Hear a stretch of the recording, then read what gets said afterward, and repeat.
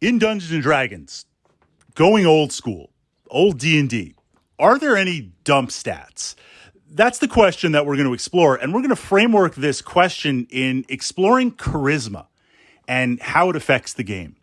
So if we look at D&D current, this idea of a dump stat, and we've talked about that from a tactical perspective and a meta perspective and a kind of crunchy number role-playing perspective. I pushed that vlog up to the channel here, but I want to framework it just a little bit.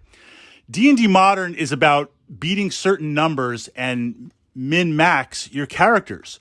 So sometimes what you'll see, and admittedly there's a lot of ways to play D&D, you'll look and say, based on my character, I have to be able to beat certain difficulty checks. If I'm a fighter or a warrior type character, then I need to have my strength jacked up. I need to have my bonuses jacked up because I need to be able to hit armor class or beat a difficulty check burst on certain strength-based feats. Likewise, if I'm a mage or a cleric and there's going to be saves, I need to jack up my wisdom or my intelligence for that DC check. Likewise, a sorcerer or a charisma-based caster, everything is about, can I jack up my DC? Can I get my DC to 40, which is very easy to do. So when you see that, this idea of a dump stat is, if I'm not going to use the stat, then why not just take it down to 3? If I'm doing a point buy or a point assign, knock it down to 3. I can always offset any penalties with some investment in ranks and certain skills, if I'm even really concerned about that. And then likewise, take those saved points, if it's a point buy or shifting values, and just pile that in. Pile that in, start at level 1, 2022 stat, and just take it from there. I'm not saying yes or no, right or wrong. Develop the character however you want.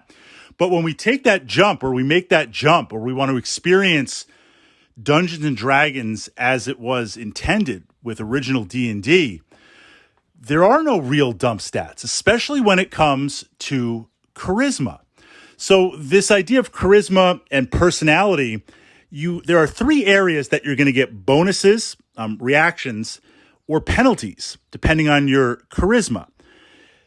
The adjustment to reactions, which is important for encounters, your number of retainers, and general morale. Now, certain aspects of D&D and its DNA in this incarnation, it's kind of like a war game. There are certain aspects to combat. Second to that, it assumes that your adventuring party, you've got some heroics in there, you've got some training, but you're not, we'll get to gold box eventually. But as of right now, red box and blue box, you're a normal adventurer. You're a mercenary, you're a warrior, you're a, right? In that perspective, compare that to D&D Modern, where really you already start out as Captain America and you're ready to go from that point forward. So what we see is with charisma, it is a useful stat to have because during combat, when things happen, there are sometimes morale tests to see if the party breaks or if the monsters break from that perspective, if you cut and run, or how things work with certain effects. It's not like D&D Modern where just everything's to the death and you just kind of always are in control of your character. Or if you're taken out of control through a possible paralysis or a charm spell, it really takes you out for a minimal amount of time. When you're fighting big groups of monsters in D&D, or they're fighting you, there's a chance they might break and run, depending on what's going on. Likewise, combat is extremely lethal. So sometimes what you'll see in D&D, besides scouting things out, trying to get off a surprise round, trying to ambush, there might be ways to interact. The classic example is if I'm walking down a dungeon hallway and I come face to face with some intelligent monsters that are able to communicate, there's a chance to kind of see what happens, talk our way out of it, possibly get a bonus to adjustment, or if we roll to initiative, get a surprise round. At that point, that's where it's like the order of the party is very important. If you've got 18 charisma, it doesn't matter your character class, they're kicking you to the front of the party. because you're going to be the absolute mouthpiece of the party. Now, what we also see in terms of retainers in D&D, you have a party, 2, 4, 6, 8 players. The largest D&D game that I ever was able to run, and I pushed that up to the archive. I love big D&D games. Everyone has a place at my table. Listening to this right now, if we have the chance to connect, consider this an invite to play some D&D. So I love really big games, and I have played games as a DM where I've played with 13 to 15 players. In that case, everybody's got everything covered, and especially in D&D Modern, where you can do everything and just you have a lot of different skills. D&D Old School, the party is somewhat limited. So there is built into the system, cooked into the system, is this idea of hirelings and retainers. You can find someone to approach and disarm traps. So if I don't have a thief in the party, rogue, like we're not even at the rogue yet. If I don't have a thief in the party, then I can hire one. If there's a retainer to carry stuff or utilize stuff or a sage for knowledge, you bring in other specialists to run and interact with the party, not to mention men-at-arms or kind of mercenaries, other kind of level 0, low-level fighters. Very, very important. It's almost like D&D, you have your party, but then you better be bringing along some additional muscle and some additional hirelings. And in the various charts, some of these hirelings can get a little bit pricey. It's one thing to throw a couple of silver at a hireling.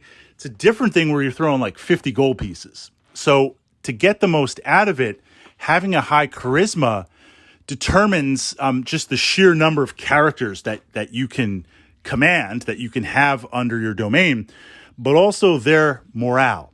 So what we see in combat is if I have a high charisma, I can command, I can hire, I can control a big amount, 7, 8, 9, 10, and likewise have an 8, 9, 10 morale. So in combat, if things start going bad, those hirelings will have to test, and there's a good chance. I mean, you can always roll poor, but on average, a good chance that they will not break and they will stick around. So from that perspective, given the DNA of Dungeons and Dragons, charisma is not a dump stat. I wouldn't say it's necessary for every character class. If I roll a 9 to 12 average, or I roll a little bit higher than average, that's good. But if I roll legendary or I roll high, absolutely, irregardless of the character class, that's kind of the leader of the party. Usually it's like in D&D Modern, the bard is kind of the leader of the party, or at least tries to negotiate the best rates and get the best deals. The highest charisma in the party for D&D is going to be utilizing that. So I don't consider it a dump stat. And regardless of what character I'm playing in D&D, I pause for a second when I'm rolling for charisma. We roll old school, 4d6, drop the lowest. That's what you get. No switching, no point buy, no re-rolls, no starting, 18, 18, 16, 16, 14, 12. Like, no, you roll it.